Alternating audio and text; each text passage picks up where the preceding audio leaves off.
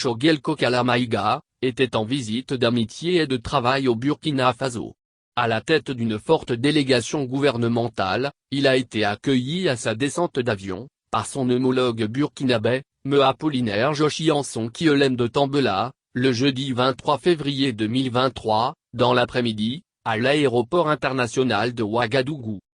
Il est 14h30 quand l'avion transportant Shogel Kokala Maïga, et sa délégation d'une cinquantaine de personnes, dont 10 membres de son gouvernement, a atterri à l'aéroport international de Ouagadougou.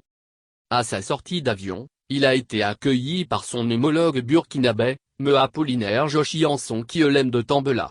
Le président de l'Assemblée législative de transition, ALT, Dr Ousmane Bougouma, et de nombreux ministres du gouvernement burkinabé, étaient également sur le tarmac, pour accueillir l'hôte de marque.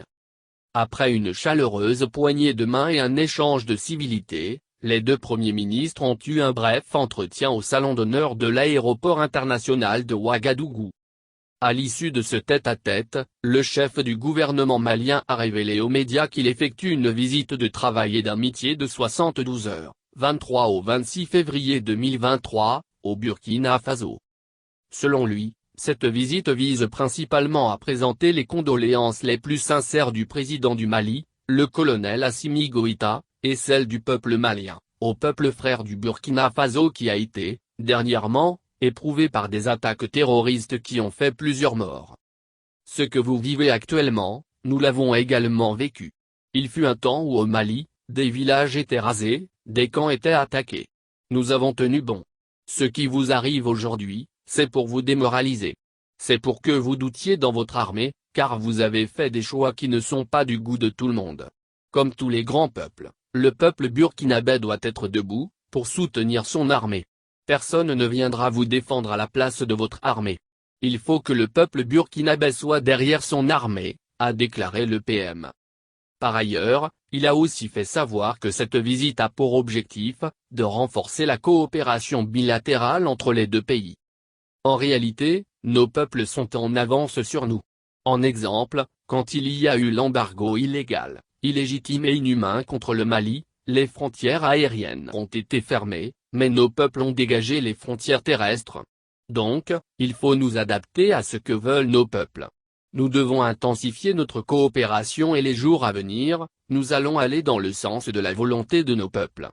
Avec les orientations de nos chefs d'État, nos équipes gouvernementales et nos assemblées nationales transitoires vont travailler pour aller dans le même sens que nos populations, a-t-il ajouté. Du reste, le chef du gouvernement a dit son optimisme quant à la victoire des pays du Sahel sur le terrorisme. Nous sommes sûrs que le terrorisme sera vaincu au Sahel. Il sera vaincu, parce que la guerre des Sahéliens est une guerre juste.